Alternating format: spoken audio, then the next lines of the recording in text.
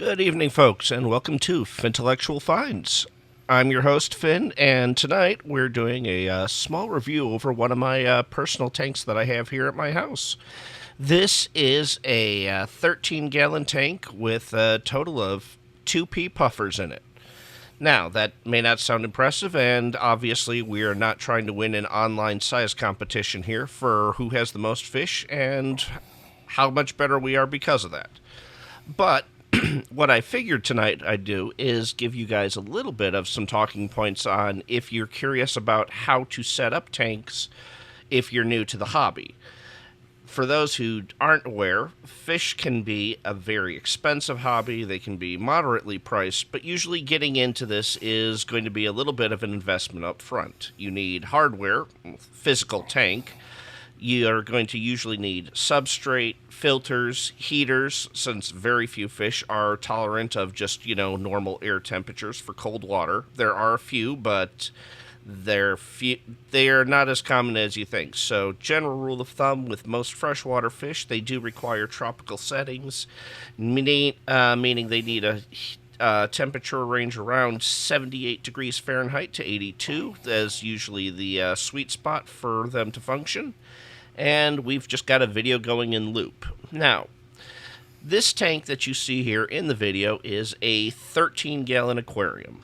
It is an oddball shape. This is not a typical tank size that you can find in the stores easily. I found it at a Goodwill, and it was probably about $15 at the time because, well, they were just trying to hawk it. So, at least our first tip I would recommend for a lot of you if you're new to the hobby or if you're thinking you'd like to get into the hobby, check your local thrift stores. You never know. Depending on the area you're in, maybe you're in somewhere that's a little more bougie and you have people that are just throwing away nice stuff left and right that you'd never know about. But yeah, I have about 8 tanks in my house right now, and we have found all of them at the Goodwills. So at the very least, the first part of the investment of getting an actual tank that holds the water and the fish for giving them a home, major discounts. Even if you go to the store normally, like go to your local PetSmart, Petco, any of those, they'll usually try to sell you even for a 5-gallon beta setup where you get a tank, a filter, a heater, a light, all of that stuff, substrate. They're going to charge you almost $100 for that little set, which, again, the actual components, I'm not going to say that they're, wrong for what they're choosing, but at the same point, it seems like it's a little high. But, I guess on the one side, if you're buying anything brand new and not pre-used, you should at least not have any worries about leaks. But glass can be expensive, especially since, they had to, transport it over, the shipping and handling costs, all of that's factored in, so you can sometimes save money depending on what you find. But if you're going for some of the bigger specialty tanks for, larger exhibits, you may have to, just bite the bullet and buy a larger tank. But, for smaller stuff, I have found, well, the oddball 13-gallon. I have a 20-gallon. I found a 25, and I have a couple of 30-gallon tanks.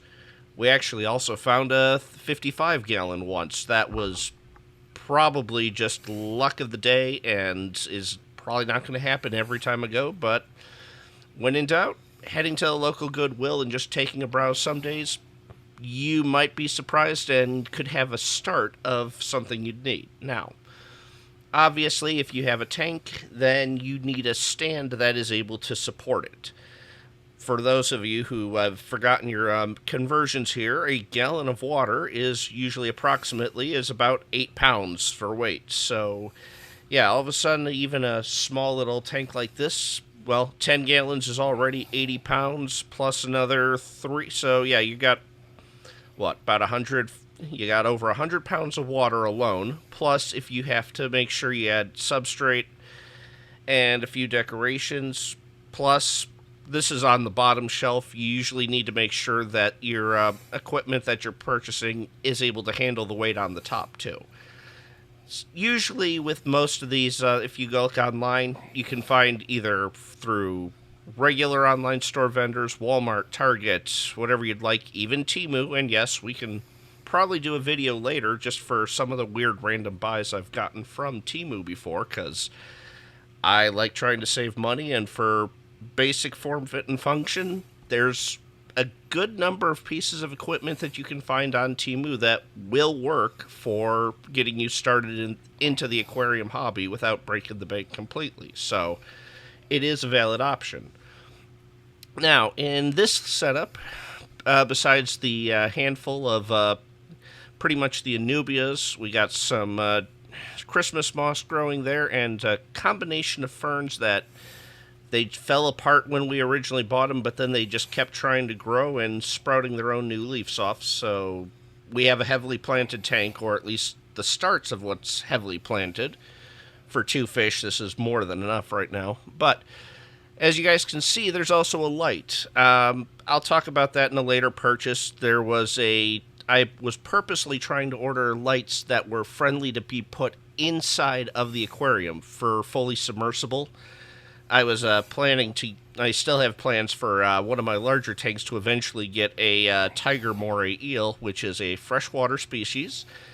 And when you get one of them, you do not want them getting out of your tank because, they have a little bit of a primitive lung, but between cats and everything else, having a fish get out of the tank overnight is going to be a bad time for everyone and a very expensive mistake. So, yeah, with the 55-gallon, we've got a lid to make sure that anything that goes in there cannot get out. But these specific lights were found off of Temu, USB powered, and yeah, it pretty much runs the length of the tank. Only thing I had that was a problem with it was that it didn't come with suction cups to secure to the tank. But yeah, it's just floating there in the top, and as you can see, it gives pretty decent illumination. And we'll see if I can switch this background over here real quick to the second movie, because we do have a slightly better view on the pufferfish here. So, yeah, for those of you who are watching on this, yeah, we have 2 baby pea puffers here. Now, what we've seen online in a lot of instances, if you're watching any videos, pea puffers are a very aggressive fish. These guys are nicknamed basically little swimming balls of hatred. More or less, they are only good for a species-only tank, although you can find a few tank mates they're suitable with. In one of my other tanks that's larger, we have bristlenose pleco and a combination of, a panda cory, 3 pepper cories, or corydoras for the actual name that you'd see in the shop, and I believe a green corydora as well. These fish are, besides being part of your tank cleanup crew, they are armored. So they pretty much get left alone and the fish don't nip them too much. But if you put them in a regular tank or with something like a slow-moving betta, anything that would look glorious, the pea puffers are aggressive, they're territorial, and they will nip fins and stress out or possibly try to kill other fish in the tank. So that is, if these are kind of a little specialty, and there's a reason why there's only 2 of them right now. Funny story with that was we actually had 5 of them at one point. They were closer to full adult size.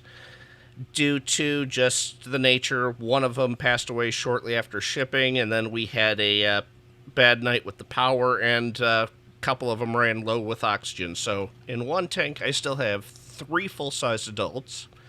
We tried ordering replenishments here and originally got 5 of these little guys. However, when we received them, they were barely the size of fry. They were almost unnoticeable in the bag. So they were too tiny to put in with the adults, since they would have just become a snack.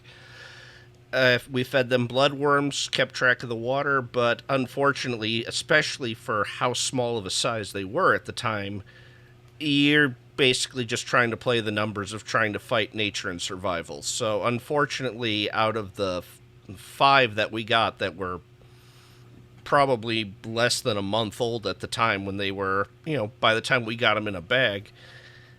Three of them, they didn't make it, but these two, they've been surviving now for, I don't know, about 5, 6 months, somewhere around there. So they're healthy and hearty, and hopefully eventually they'll get to go in the tank with their larger ones. Now,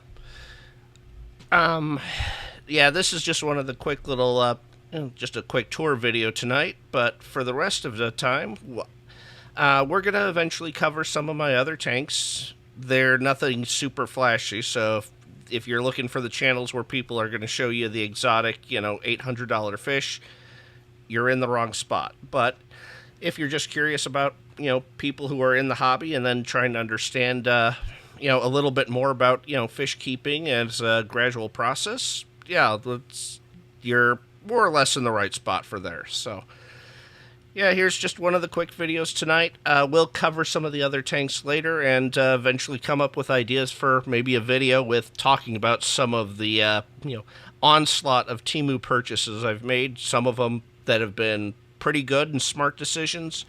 Few of them where they were tolerable, but I've regretted them after the fact now. And, yeah, and it's an ongoing thing, because with some of the basics, you can still get pretty good deals on what you're looking for, or at least passable ones. So, at least till next time, folks, this is Finn for Fintellectual Finds, and yeah, have a good evening.